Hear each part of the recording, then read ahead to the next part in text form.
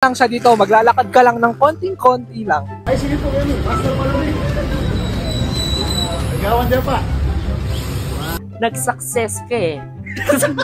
So guys, pupunta nga pala tayo dito sa branch natin sa Master Palamig dito sa San Fernando. Malapit dito sa SM Downtown. Nandito na tayo sa SM Downtown. So, bibisatahin lang natin kasi kaka-open lang niya this day. Saktong February 14.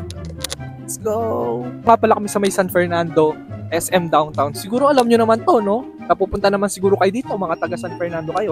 So guys, ito yung SM San Fernando. SM Downtown niya sa Pampanga, no? So malapit lang siya dito, maglalakad ka lang ng konting-konti lang. Pati lang naman. Sa tapat ng KFC.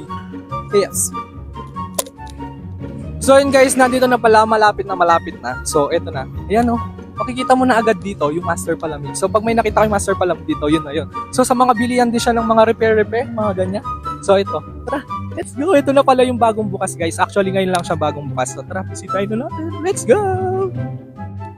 Gusto po namin tikman yung nyo, yung mga flavor. Magkano po yung mga flavor nyo po dito? Tara, pakita mo sila dito.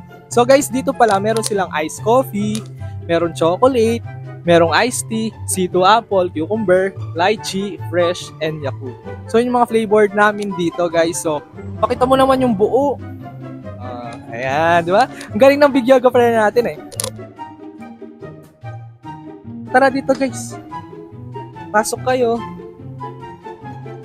Ito pala yung mini Master Palamig dito sa San Fernando. So may aircon din pala dito guys. Kung makakaligtaan. Aircon ba to? So ito naman, interviewin natin sila. Kamusta ka naman dito, Ying? Okay lang po. Ano naman, kamusta ang experience kasi mag-isa ka lang? Okay lang, kaya lang naman. Sanay ka naman. So since bagong bukas yung Master Palamig dito, how it feel? Ano yung nararamdaman mo? Nakaka-overwhelm ba? Pressure? Or parang, what do you think? Nakaka-overwhelm na masaya. Nag-success ka eh. Success ka eh. Bigla kang sumakses eh. Nag-success ka na eh. Nakita ko lang sa mga sa SM Downtown, sa mga gustong pumunta dito. Nagkakaroon na rin tayo ng mga fries, footlong, burger. Ay, malapit na ba yun? Ayan sa San Fernando. Sa San Fernando. Yes.